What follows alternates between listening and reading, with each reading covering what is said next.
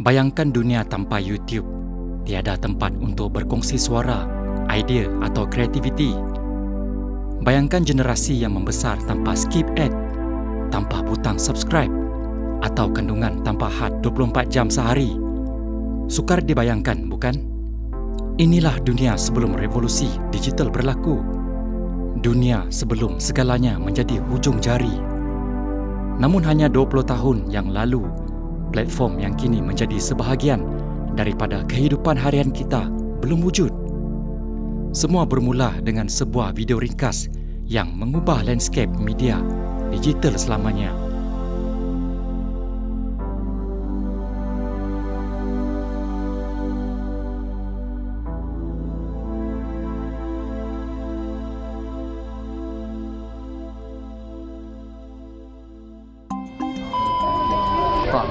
And that's cool. Pada 23 April 2005, seorang lelaki bernama Jawid Karim berdiri di hadapan sebuah kandang gajah di Zoo San Diego. Rakaman berdurasi 18 saat itu menunjukkan pemuda berbaju biru ini memberikan komen ringkas tentang gajah di hadapannya. Baiklah, jadi di sini saya berada di hadapan gajah. Perkara yang hebat tentang gajah-gajah ini ialah mereka mempunyai belalai yang sangat-sangat panjang dan itu sangat-sangat menakjubkan. Dan itu saja yang saya ingin sampaikan.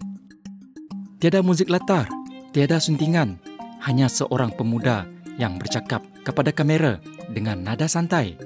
Siapa sangka vlog ringkas yang tidak dirancang ini akan menjadi permulaan kepada salah satu platform digital terbesar dunia. Video yang diberi tajuk Me at the Zoo ini merupakan video pertama yang pernah dibuat naik ke YouTube dan kini telah ditonton lebih daripada 270 juta kali. YouTube bukan lahir daripada syarikat teknologi gergasi atau makmal penyelidikan yang canggih. Ia bermula dari idea tiga anak muda, Chad Hurley, Steve Chen dan Jawid Karim yang ketika itu hanyalah bekas pekerja PayPal. Pada awal tahun 2005, mereka bertiga berkongsi satu masalah yang sama, kesukaran untuk berkongsi video dalam talian. Tiada platform yang mesra pengguna, tiada tempat khusus untuk memuat naik, menonton dan berkongsi video dengan mudah. Dunia digital ketika itu masih ketinggalan dalam hal perkongsian visual. Lalu daripada situlah tercetus idea tiga anak muda ini untuk membina sebuah platform video yang mudah, terbuka dan boleh diakses oleh sesiapa saja. Idea itu akhirnya menjadi apa yang kita kenal hari ini sebagai YouTube. Cerita tentang bagaimana idea YouTube tercetus sebenarnya mempunyai beberapa versi yang berbeza.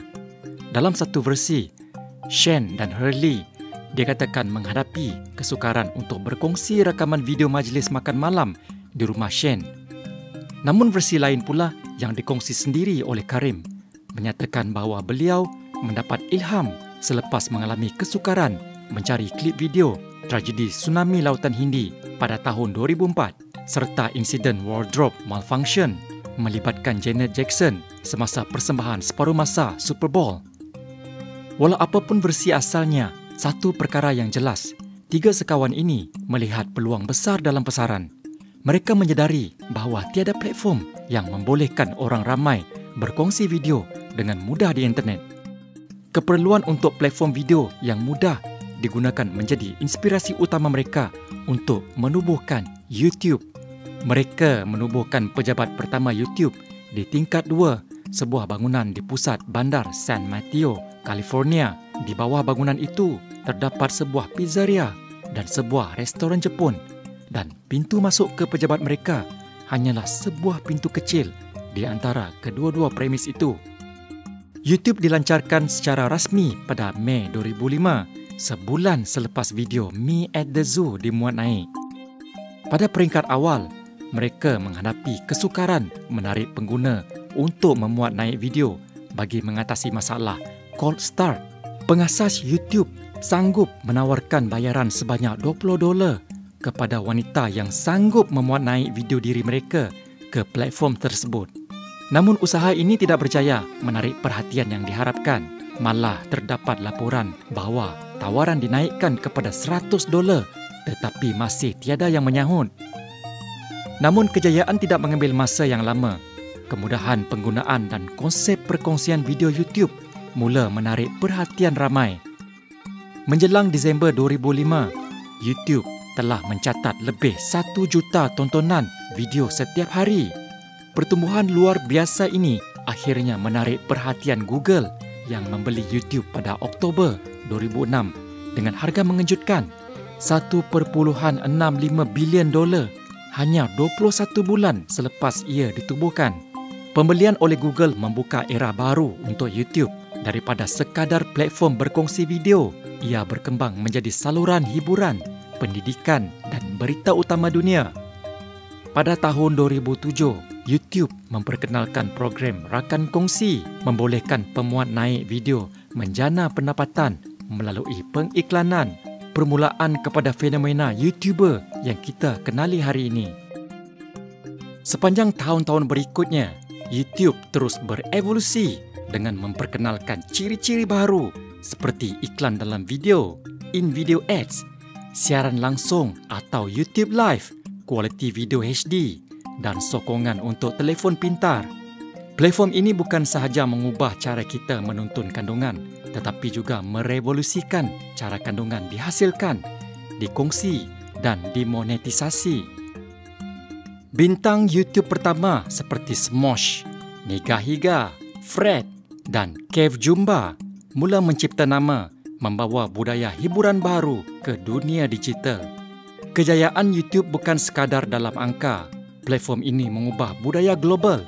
Ia mewujudkan peluang kerjaya baru seperti pembuat kandungan video dan pengulas permainan video. Video-video viral seperti Charlie Beat My Finger dan Gangnam Style menjadi fenomena budaya yang dikenali di seluruh dunia. Apa yang lebih penting, YouTube memberikan suara kepada mereka yang sering terpinggir oleh media arus perdana.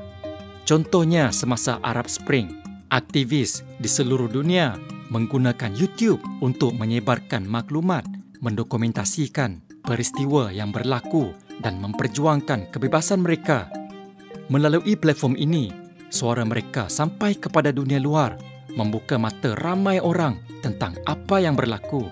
Selain itu, YouTube memberi peluang kepada bakat-bakat yang tidak dikenali untuk menemui penonton global tanpa perlu melalui studio filem atau syarikat rakaman.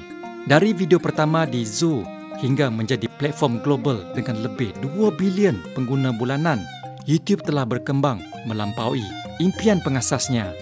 Hari ini, lebih 500 jam kandungan dimuat naik ke YouTube setiap minit.